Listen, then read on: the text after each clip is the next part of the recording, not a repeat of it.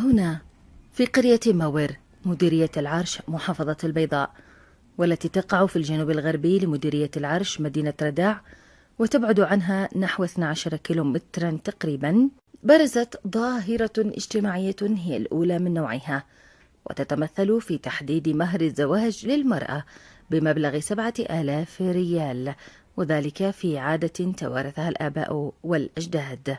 عمد الأهالي وثيقة ظلت لسنوات وهي المتعارف عليها عند الجميع، كما أنهم سنوا عقوبات صارمة بحق كل من يخالف المهر أو الدفع المقرر كما يسمى، وذلك ما ساهم في الحفاظ عليها وديموميتها، وصارت عرفا اجتماعيا سائدا لا يمكن مخالفته. لدينا وثيقة وقاعدة منذ آبائنا وأجدادنا ب7,000 ريال تدفع وتتزوج.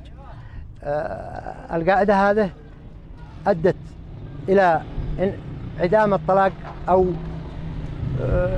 شبه انعدامه في قريتنا، نظرا لانخفاض المهر وسهولة التيسير الزواج لدى الشباب.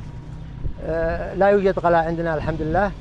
هذه الوثيقة متعارف عليها منذ القدم، لا أحد يخالفها.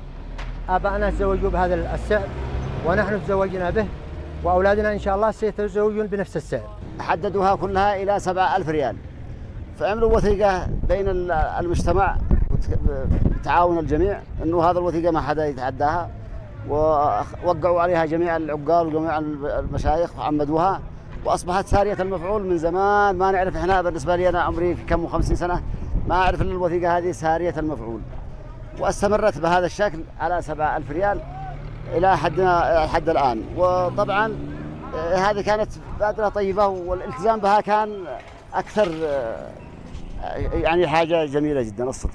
وعلى مدى السنوات تميزت ماور العرش دونا عن غيرها بتجسيد هذه العادة التي تسهم حسب نظرهم إلى حد كبير في تيسير الزواج والحد من التكاليف الباهظة له، حيث بات عائقا لدى الكثير من الشباب بسبب المغالاة في المهور وتكاليفه.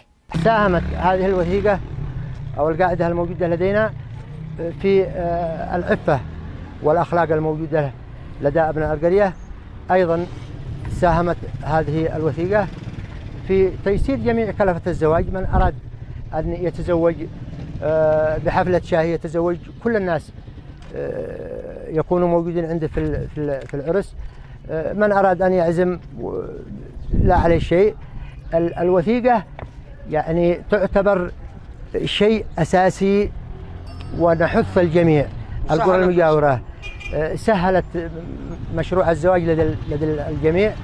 نحث القرى المجاورة ونحث الدولة، ونطلب منها أن تكون القرى المجاورة أو المناطق المجاورة تحذو حذو قرية ماور. هذه طبعا ساعدت الشباب كثير، لأنه تكاليف الزواج أصبحت في جميع المناطق غالية ومرتفعة، وهذا كان شيء طيب، والاستمرار فيه والتمسك به يعني عادوا أطيب، لأن الناس والشباب يعني يشوفوها حاجة سهلة وحاجة بسيطة. 7,000 ريال، ولو أن فيه أشياء كثيرة، وحتى المطلقة يعني حددوها يومها إلى 5 إلى 6,000 ريال. دورها في التكافل الاجتماعي هي تيسير المهور للشباب، يعني لا يكون هناك يعني الشباب تكون العزوبية بشكل كبير جدا، فتلقى أن الشباب يعني بيتزوج الشباب لأن المهور يعني ميسرة.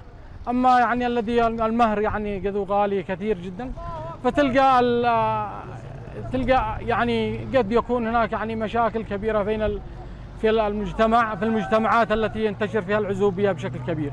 الأهالي في قرية ماور يحرصون على الحفاظ على قاعدة تيسير المهور، كونها تمثل نموذجا للتكاتف والتراحم والتعاون والتآزر وتخفيف وتيسير أعباء وتكاليف الأعراس، وما تحمله من قيم سامية في نشر روح الألفة والمحبة في أوساط المجتمع.